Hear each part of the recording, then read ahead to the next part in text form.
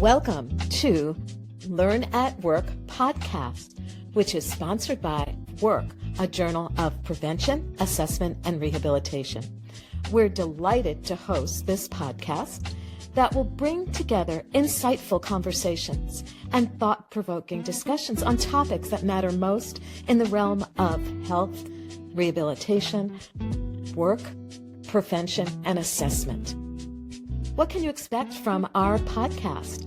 We'll have expert interviews, individuals who have published in the journal, and we'll dive into conversations with leaders who have shared their valuable experience and expertise.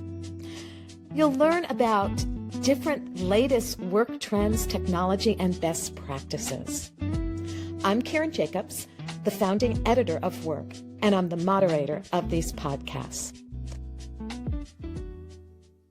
Welcome to this episode of Learn at Work. I am delighted to virtually be traveling to Indonesia with one of our authors whose paper was selected as my editor's choice paper in our journal Work. Dino, welcome. Welcome. Thank you so much for having me. It is a pleasure to be here. Well, thank you for being an author of one of the papers that is an editor's choice. So let's just start off with my first question. Tell me about your career. If you can share where you went to school, perhaps what degrees you obtained, that would be wonderful. I'm sure our listeners will be very interested. Sure, Karen, I'm happy to. So, my name is Dino Caesaron, and I'm an associate professor in the Industrial Engineering Department at Telkom University in Bandung, Indonesia. I also serve as the head of the master's program in Industrial Engineering, and also the West Java Regional Coordinator for the Indonesian Ergonomics Association. I completed my Master and Ph.D. in Industrial Management at National Taiwan University of Science and Technology, or we can say Taiwan Tech. Those years were very formative because they allow me to combine a strong engineering foundation with management and system thinking, I think. My research journey in virtual and augmented reality actually started during my master's and PhD years at Taiwan Tech, when I began exploring how the immersive technologies could be used to study and improve the human performances. Then after returning to Indonesia, I pursued an academic career at Telkom University, where I now serve as an associate professor in the Industrial Engineering Department. Over the past 15 years, my work has increasingly focused on the human factors and ergonomics, of course, with particular emphasis on VR and AR applications in work and learning environments. So I think that blend of industrial engineering, industrial management, and early exposure to immersive technologies has really shaped how I approach both of research and teaching. You are certainly an accomplished researcher, scholar, educator, mentor. So many roles that you have been playing. Yeah. You shared where you went to school and some of your scholarship. What path led you to your area of scholarship? And were there any mentors or pivotal moments that shaped your own professional direction? Thank you, Karen. So the path evolved quite organically, actually. Initially, I was fascinated by why well-designed systems sometimes fail when humans are involved, and how design decision can strongly influence the performance and well-being. Then when virtual and augmented reality started to become more accessible, then I saw a powerful new medium to study these questions in controlled but realistic environments. Regarding the mentor, this is a very important factor in my journey. My mentor was Dr. Joe Lin at Taiwan Tech. He was the one who really introduced me to study of human performance in VR and AR, and he also gave me so many valuable pieces of advice, and that shaped my professional direction into what it is today. I think his guidance really helped me to see how VR and AR is not just exciting technologies, but as a tool to deeply understand and improve the interaction between the human and complex system. And For the experience in the pivotal moments, yeah, we have early projects where we observe clear differences in user experience between the traditional interfaces and immersive environments. So yeah, those experiences really combine me and then shape me, then could make a meaningful contributions both to science and to real world practice. I love you sharing about your mentor, and I'm sure that they're going to feel very proud that you mentioned them in this podcast. Please share information about the paper that was published in our journal Work, a journal of prevention, assessment, and rehabilitation, as the editor's choice paper. And you talked about things that inspire you, but was there an inspiration for you to investigate this topic? And maybe you can share the title of the paper as well, if you could. Yeah, thank you, Karen. It's very honor for us, and thank you very much for selecting our paper as an editor's choice in a work journal. So the paper entitled Investigating the Impact of Nature-Based Interventions Using Mobile Low-Cost VR on Student Workload.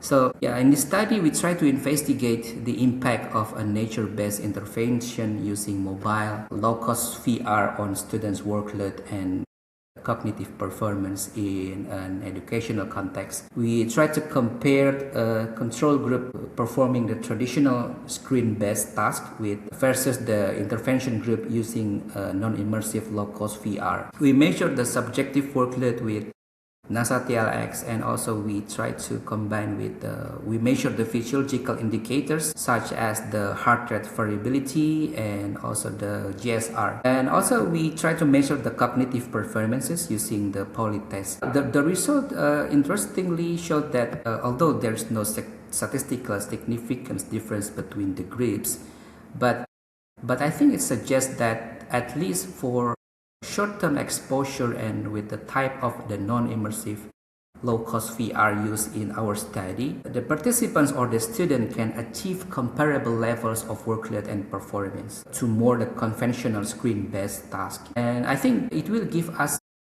two key implications. First, it tempers overly optimistic expectation that any introduction of VR will automatically improve outcomes. And second, it indicates that affordable VR solution may still be viable alternatives when the goal is to provide the different learning experience without increasing stress or reducing performance, especially in a setting with the limited research. Regarding the inspirations, the topic is actually come from the two main observations. The persistent concern about the student workload and mental fatigue in education, and the need for accessible strategies to support well-being and performances. And the other is the gap between the many promising results reported with a high-end or immersive VR system and much more modest technology that is actually available in many developing regions such as Indonesia, where mobile or low-cost VR is the most realistic options. And yeah, we wanted to know, can this more affordable system really provide meaningful benefits for students, or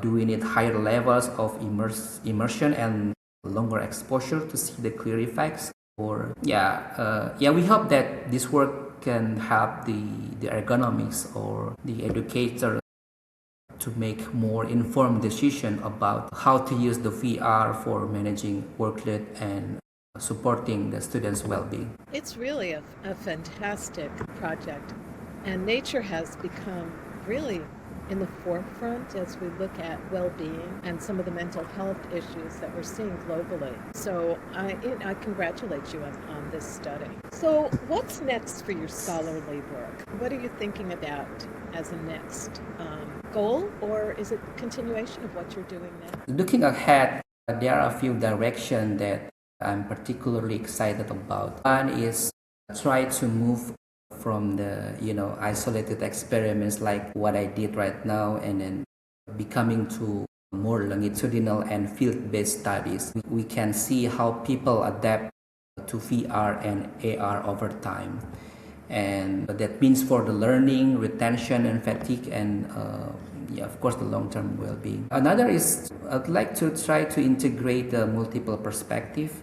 Let's say I'd like to combine the human performance metrics with physiological data, neuroscience, and yeah, why not with the qualitative insights to to build a more holistic understanding of user experience in VR environments. And right now, I'm also very interested in strengthening collaboration between academia and industry, especially in sectors like, let's say, education, manufacturing, healthcare, where the VR or immersive technologies are being adopted very quick. Yeah, and yeah, of course, the aim is to co-create the guidelines and tools that can help the organizations to implement VR and AR in ways that are not only efficient and effective, but truly ergonomic and sustainable for the people who use them. Thank you. My last question. Outside of all the scholarly work that you're doing, what do you enjoy doing outside of that scholarly work? And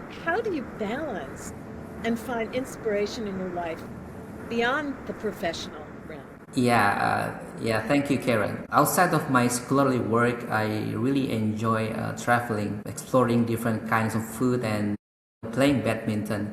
Here is very famous in Indonesia. Badminton is very famous. And those activities help me to reset mentally and physically. And they often give me a new perspective that feed back into my research and teachings. In terms of balance, I try to think less in terms of a perfect 50-50 split into more in terms of the seasonals and priorities.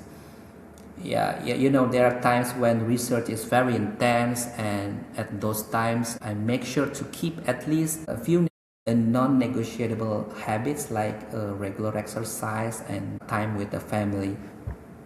And during the quieter periods, I consciously invest more in those personal domains like traveling, informal conversation, chat with my students, with people from different backgrounds are really inspiring for me. Yeah, it reminds me that at the end of the day, all of our work in human factors, ergonomics is not about to understand, but also to improving the real people's life. Well, I love your inspiration, and it has been a joy having you as a guest.